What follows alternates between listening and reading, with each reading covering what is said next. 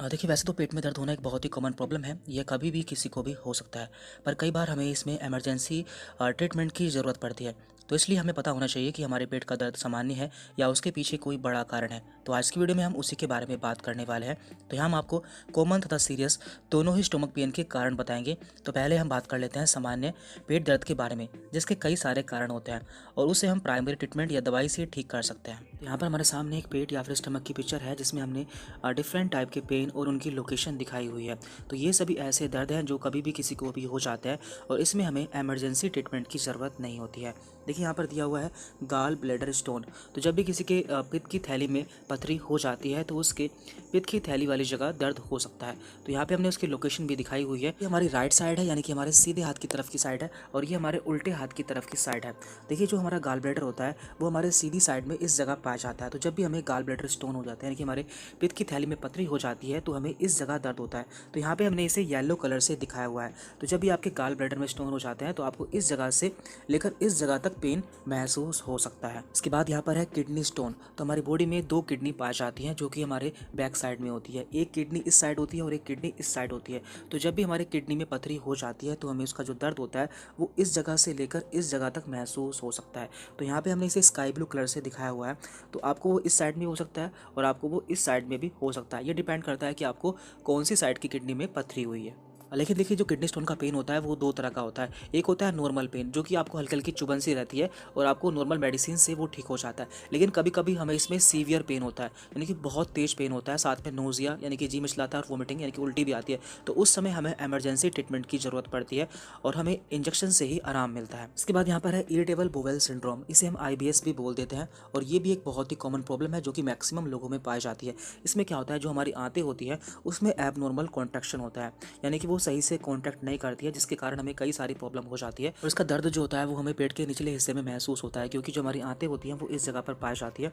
और देखिए यहाँ पर हमने इसे ऑरेंज कलर से दिखाया हुआ है। तो आपको इसका दर्द यहाँ पर इस जगह पर महसूस हो सकता है।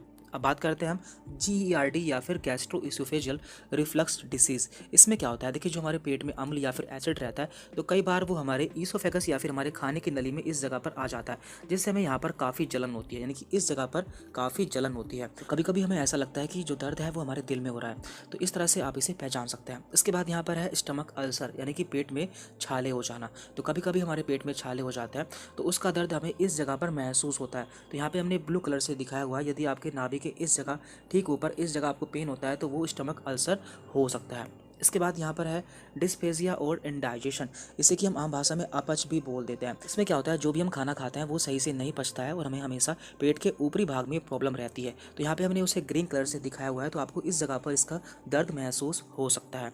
इसके क्या क्या कारण है, ड्यू टू बैड लाइफस्टाइल। यदि आपका लाइफस्टाइल या फिर आपकी जीवन शैली सही नहीं है तो आपको ऐसा हो सकता है, या फिर आप यदि ज़्यादा मेडिसिन लेते हैं तो भी आपको ये प्रॉब्लम हो सकती है। इसके बाद है यहाँ पर कॉन्स्टिपेशन। कॉन्स्टिपेशन को हम आम भाषा में कब्ज भी बोल देते हैं। यदि किसी को कब्ज रहता है तो कब्ज के कारण उसे इस हिस्से में दर्द रह सकता है। इसे हमने यहाँ पर बैंगनी कलर से दिखाया हुआ है।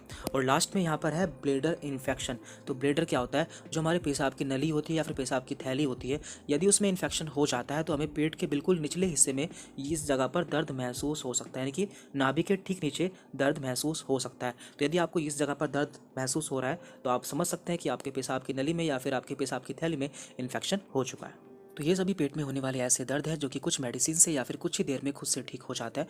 यदि आपको आराम नहीं मिलता है तो आपको डॉक्टर से मिलना चाहिए। हम पेट में होने वाले ऐसे दर्द के बारे में बात करते हैं जिसमें हमें इमरजेंसी ट्रीटमेंट की ज़रूरत होती है। यदि हम ऐसा नहीं करते हैं तो हमें बहुत बड़ी प्रॉब्लम हो सकती है। तो यहाँ पे हमने कुछ डायग्राम दिए हुए हैं। तो पहला डायग्राम है यहाँ पर एक्यूट अपेंडिसाइटिस। देखिए अपेंडिक्स एक स्ट्रक्चर होता है जो कि हमारे पेट के निचले हिस्से में पाया जाता है। तो जब भी इसमें इन्फेक्शन हो जाता है तो हमें इस जगह पर दर्द महसूस होता है। तो यहाँ पे हमने इसे रेड कलर से दिखाया हुआ है। हमें इसमें तुरंत ट्रीटमेंट की ज़रूरत होती है। यदि हम ऐसा नहीं करते हैं तो हमें आगे प्रॉब्लम हो सकती है। कई बार ये अपेंडिक्स इन्फ्लेम्ड होकर फट जाती है, जिससे हमारे ब्लड में पस फैल जाता है, जो कि काफ़ी डेंजरस होता है। और देखिए जितने भी इमरजेंसी कंडीशंस होती हैं उन सभी में एक बहुत ही महत्वपूर्ण अंतर है कि इन सभी में आपको नोजिया, वोमिटिंग एंड फीवर देखने को मिलता है, यानी कि आपका जी मिचलाता है, आपको उल्टी आ सकती है और आपको साथ में फीवर भी हो सकता है। यदि आपको ये तीनों सिम्टम देखने को मिल रहे हैं और आपके पेट में बहुत तेज़ दर्द है तो आपको तुरंत डॉक्टर को दिखाने की ज़रूरत है। इसके बाद यहाँ पर दूसरी प्रॉब्लम है एक्यूट कोलेस्टाइटिस। तो इसमें क्या होता है, देखिए जो हमारी पित्त की थैली होती है उसमें इन्फ्लामेशन या फिर इन्फेक्शन हो जाता है, जिसे कि हम एक्यूट कोलेस्टाइटिस कहते हैं। एक्यूट का मतलब होता है अचानक से। यदि किसी की पित्त की थैली में अचानक से इन्फेक्शन हो जाता है तो उसे हम एक्यूट कोलेस्टाइटिस कहते हैं। और ये भी एक बहुत ही डेंजरस कंडीशन होती है। यहाँ भी हमें तुरंत डॉक्टर से मिलने की ज़रूरत होती है। इसमें हमें साथ में नोज़िया, वोमिटिंग, फीवर और हमारे पेट में इस हिस्से में काफ़ी तेज़ दर्द होता है। तो यदि आपको ऐसा दिखने को मिलता है तो आपको तुरंत डॉक्टर से मिलना चाहिए।